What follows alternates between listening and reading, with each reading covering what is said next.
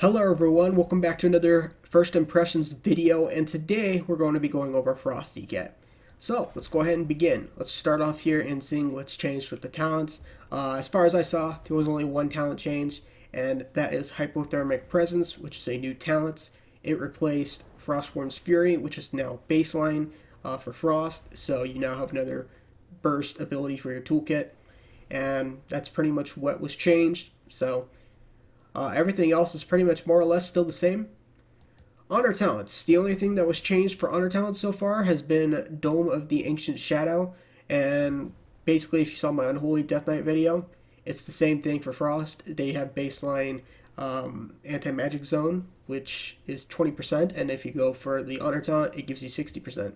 And that's about the only changes for talent-wise. Now let's go over the spells in the spellbook for Frost DK. Just like Unholy, if you haven't seen that video, I picked the Necrolord Covenant ability, and it's called Abomination Limb, which is basically a insane amount of death grips. I'll show you guys that just like I did with the Unholy, and it gives you Fleshcraft. So allow me to show you guys that real quick, just in case you didn't see the Unholy DK video. Basically, this is what Fleshcraft is. It gives you a shield. And then if you pick a certain soulbind, it gives you immune to crowd control effects. So, I heard it's a little bit undertuned, and that's something I heard right now. I don't know which is going to be the best Covenant ability yet, and sorry for the lag. It's beta, so it's going to lag a lot. But, yeah, so we'll see how that actually turns out. Because right now I think Fleshcraft is a little bit but it's still kind of strong at the same time, just because of the immune crowd control effects. Alright, now allow me to show you guys what Abomination Limb does. Sprouts in the limb for 12 seconds every 1 second. It deals shadow damage to nearby enemies and pulls directly enemies to your location. So this is pretty much what it does. I use it right now, mount up, just going to go ahead and charge in with these guys. I'm actually not going to pull those mobs down there just because there's a lot of them. And then, yeah, that's pretty much what it does. You just pull people right to you.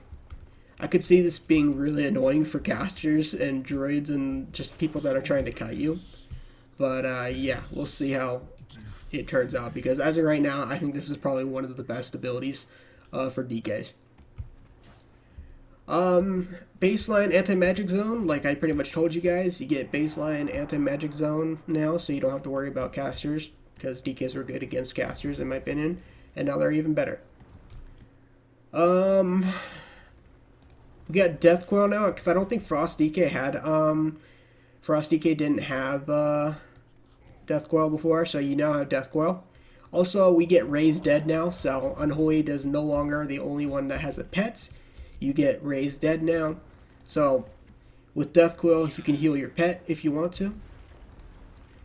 Lichborn, I said this in my Unholy Death Knight video. I don't know if this was baseline or not on live. It's hard to remember. I don't think it was baseline as Frost, but I'm not sure about Unholy. But anyways, you get Lichborn. And then Sacrificial Pact, just like Unholy, you can sacrifice your pets to get more health back. And it does deal damage as well. It's a 2-minute cooldown.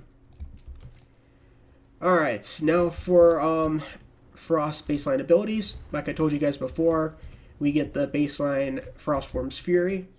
As you can see, just pop it on that person, and it does a lot of damage. He died. And that's pretty much the baseline ability you get for Frost. Now for the big talk.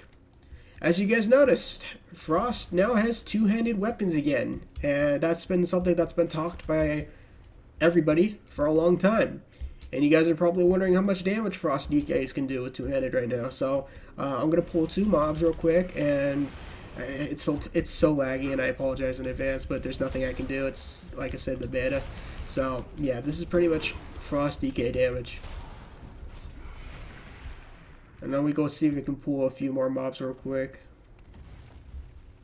Regardless, I think Frost DK two-handed is probably going to be one of my go-tos, even if it's... I know a lot of people are a little bit worried about they're still probably going to force people to go one-handed route, just because it's going to be realistically hard to balance both two-handed and one-handed. So they're probably just going to do the lazy route and make probably one-handed still better. But we'll see. But I still think I might go the two-handed route, just because two-handeds are more fun than one-handeds. and not to mention getting one-handed is a gigantic pain in the butt. But yeah, this is pretty much Frost DK damage, guys. See if I can go ahead and pull these quick adds real quick.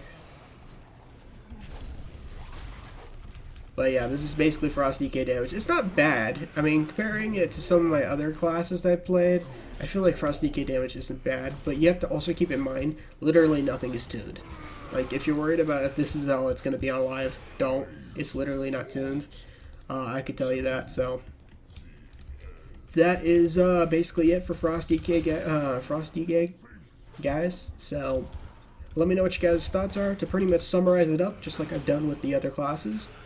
We get baseline Cinderghost's Fury.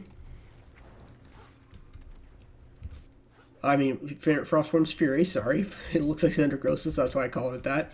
We get two-handed weapons now as Frost DK. We have one new talent, which is Hyperthermic Presence. Baseline Anti-Magic Zone. I'm not going to go over the Covenant abilities because you guys might choose different. We get Raised Dead. We get a Sacrificial Pact, which you could sacrifice for your ghoul to get your health back, as well as it does damage. We get Lichborn. And I believe that's every change. Let me know what you guys' thoughts are on Frost DK right now. And see you guys later.